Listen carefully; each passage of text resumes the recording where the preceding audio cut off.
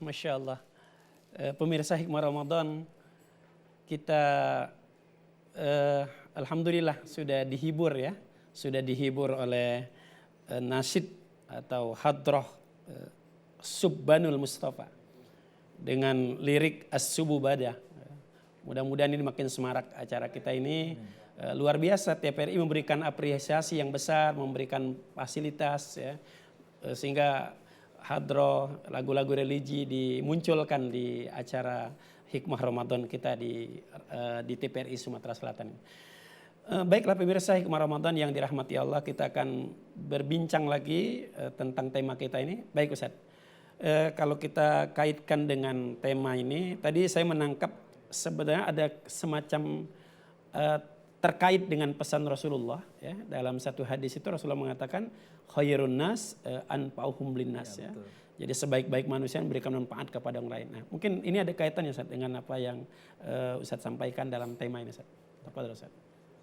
Lanjutan dari ayat tadi, maka Rasulullah Shallallahu Alaihi Wasallam telah bersabda khairun nas anfa'uhum linnas. Siapa manusia yang terbaik itu? Yeah. Bahwa manusia yang terbaik adalah manusia yang memberikan manfaat bagi orang lain.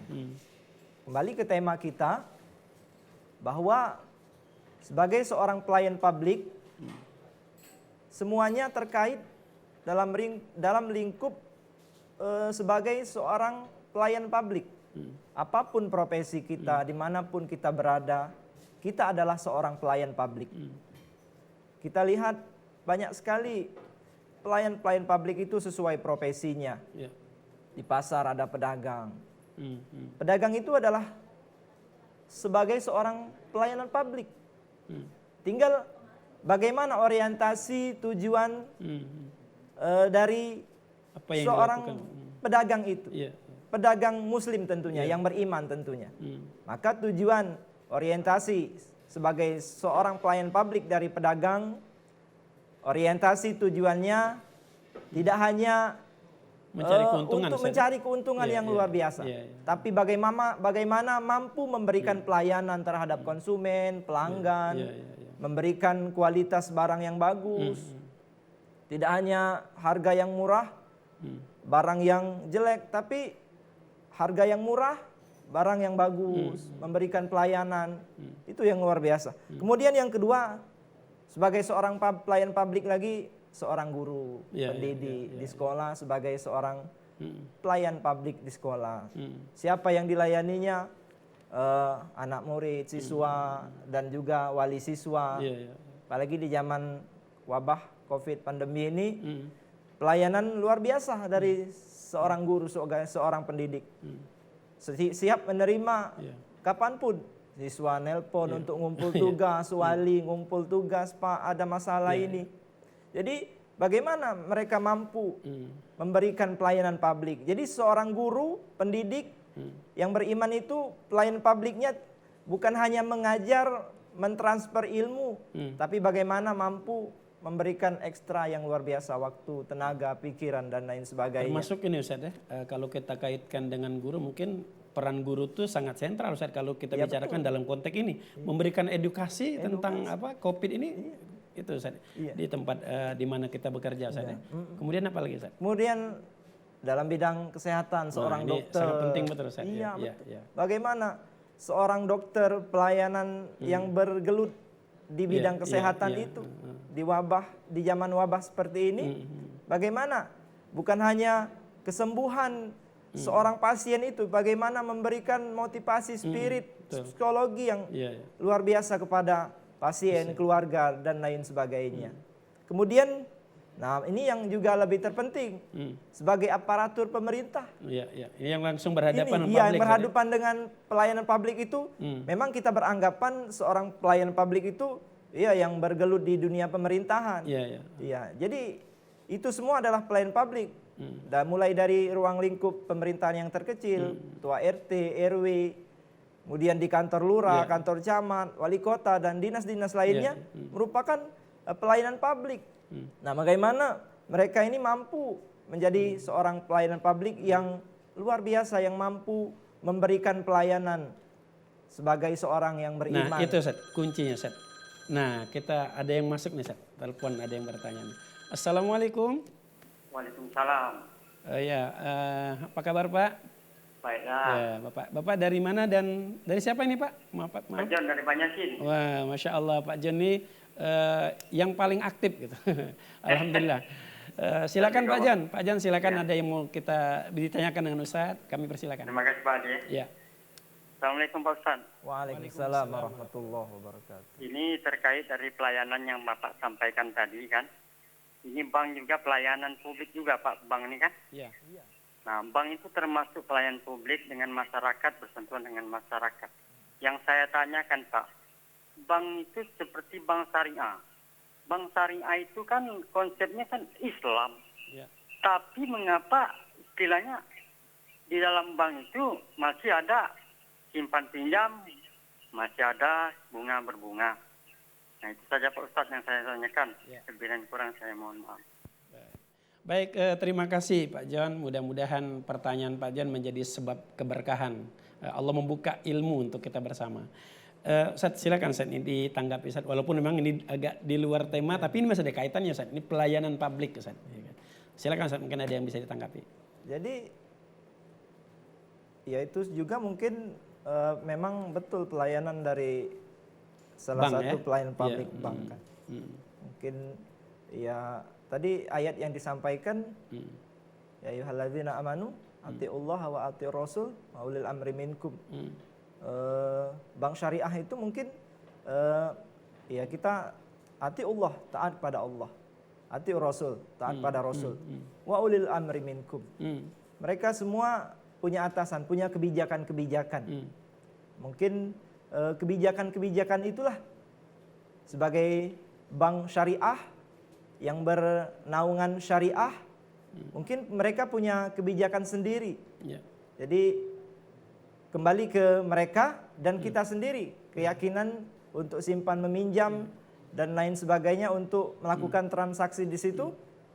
Mereka sudah punya kebijakan dari pemerintah dan kita kembali ke keyakinan kita masing-masing bagaimana kita menyikapi ini dengan iman kita sendiri. Kalau kita tidak mau silakan. Kalau kita yakin sesuai dengan syariat ajaran agama Islam, ya kenapa tidak? Iya, memang di bank itu juga Ustaz ada dewan syariah. Dewan Biasanya syariah. di semua itu ada dewan syariah ya. Ketika kebijakan-kebijakan itu sudah dipertimbangkan secara syar'i Ustaz. iya, betul. Meskipun tetap pasti ada perbedaan Pasti ada pandangan Ustaz. perbedaan. Tapi Ustaz, dilanjutkan Ustaz. Jadi tadi kalau saya melihat hampir semua yang tadi Ustaz sampaikan memang semuanya berorientasi kepada ibadat Ustaz, ya. Ibadat. Dalam segala bentuk pelayanan Ustaz, ya.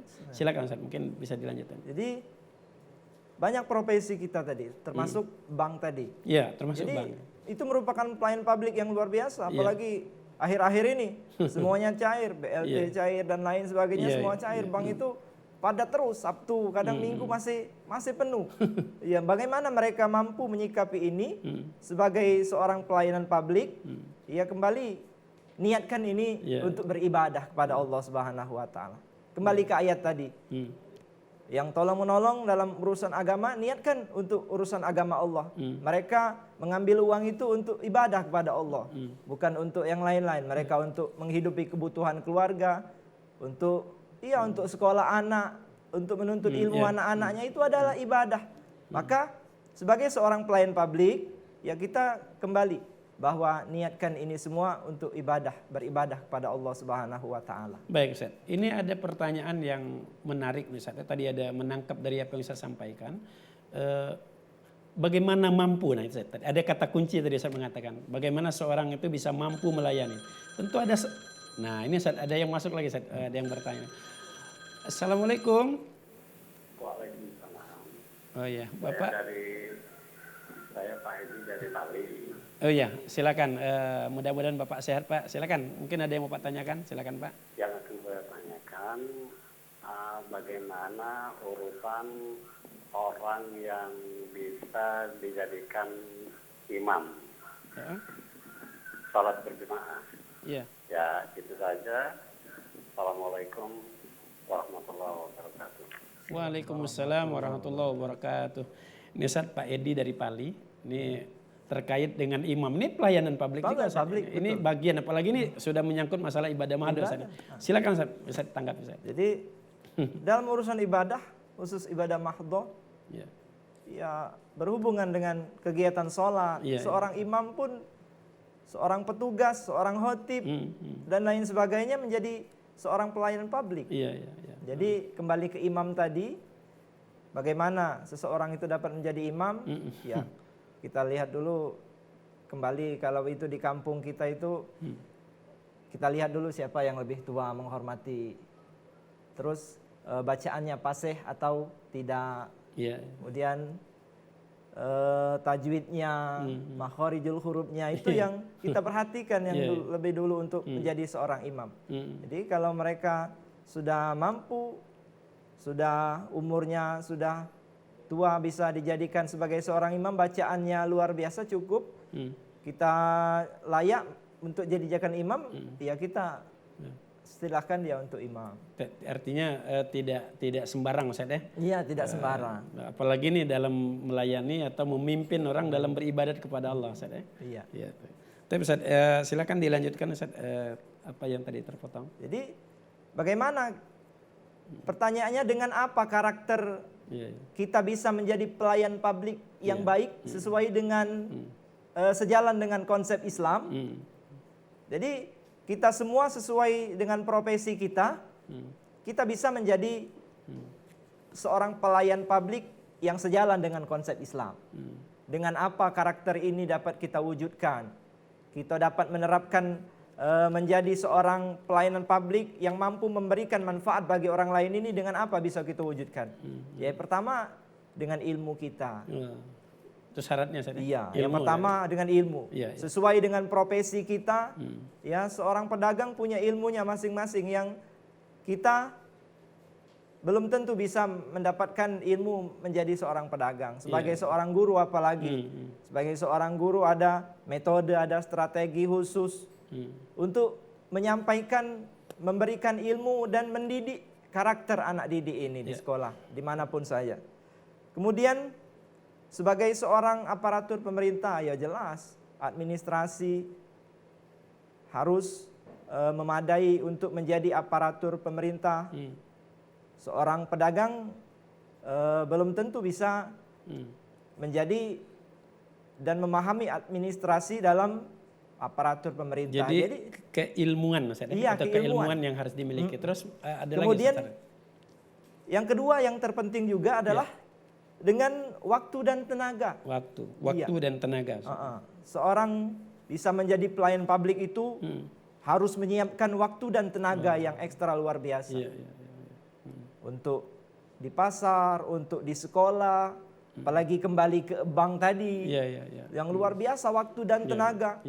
Punya waktu dan tenaga meninggalkan keluarga di rumah dari pagi pulang malam demi menjadi seorang pelayan publik. Bagaimana dengan waktu dan tenaga ini yang mereka punya ini sesuai dengan profesi ini, mereka mampu memberikan pelayanan publik kepada masyarakat, kepada yang membutuhkan dengan maksimal. Kemudian yang terpenting juga adalah dengan tutur kata, sikap kita. Dengan sikap kita, kita mampu menjadi pelayan publik. Dengan tutur kata, sikap bicara kita, sopan santun, dimanapun kita berada, kita punya etika, punya tata krama. Di pasar, kalau yang seorang pedagang marah-marah, pastilah orang nggak mau Ustaz. Nggak mau belinya kan. Nah Ustaz, kita potong Ustaz, ini ada yang telepon kita yang Ustaz. Assalamualaikum. Halo, waalaikumsalam. Warahmatullahi wabarakatuh. Alhamdulillah, Bapak dari siapa dan di mana Pak? Dari Pak Jatur Banyuasin. Oh iya, baik Bapak. Silakan Pak, ada yang mau ditanyakan? Ini ada yang saya ingin tanyakan. Assalamualaikum Pak Ustadz. Waalaikumsalam warahmatullahi wabarakatuh. Yang ingin saya tanyakan ini agak menyimpang dari tema. Tapi saya mohon penjelasannya. Ada yang mengatakan pembacaan Yasin itu katanya bid'ah, nggak bagus. Tapi menurut sebagian ulama atau Pak Ustadz yang sering ceramah itu katanya bagus. Ya. Jadi mohon penjelasannya Pak Ustadz. Terima kasih atas penjelasannya. Ya. Assalamualaikum warahmatullahi wabarakatuh. Waalaikumsalam warahmatullahi wabarakatuh. Pak Catur, terima kasih atas pertanyaannya. Tapi Pak Catur, sebelum nanti dijawab sama Ustadz, kita akan ikuti dulu para pariwara yang akan lewat ya.